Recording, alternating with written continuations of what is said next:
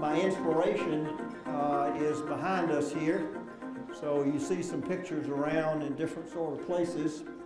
This is the Microsoft team that came to Albuquerque, New Mexico.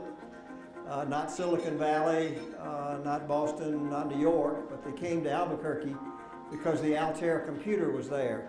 While in Albuquerque, in addition to writing DOS, Bill Gates, lower left, got a series of speeding tickets, and so this was one of the ones that made it to the internet.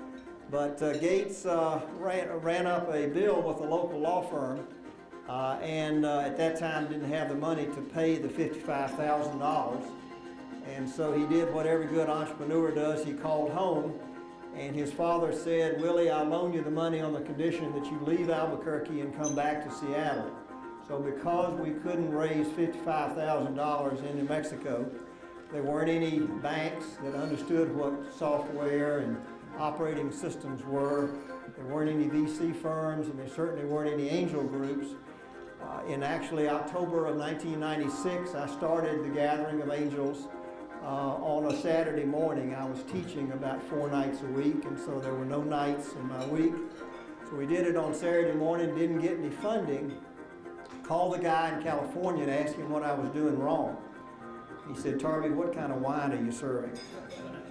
So I changed the model a little bit, started doing it one night less of teaching, and we started getting a lot of funding, and we've done over 375 fundings since October of 1996, with 11 fundings last year, 10 of which came from the Atlanta group that's right here. So the process works like this. Each of our presenters pays a fee to present. The angels and the VCs and the investment bankers that are in the room tonight come complimentary. And the only condition is that you fill out the evaluation sheets. You've got an investor packet. Each presenter has 20 minutes to tell their story with PowerPoint, followed by 2 to 5 minutes of Q&A. I put everybody on a clock. So the presenters gone through practice with me this afternoon. Well, they've presented before, so they have 20 minutes to tell their story. If you would hold your questions until the Q&A time, I'd appreciate it. Also, if you've got a cell phone or two, if you'll please turn your cell phone off or turn it on vibrate. I'm reminded that I'm like a good Baptist preacher. You know, you're in my church, and if your cell phone goes off the first time, I kind of growl at you.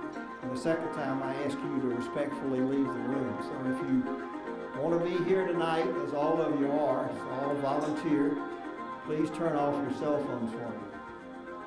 And we'll get ready for our first presenter.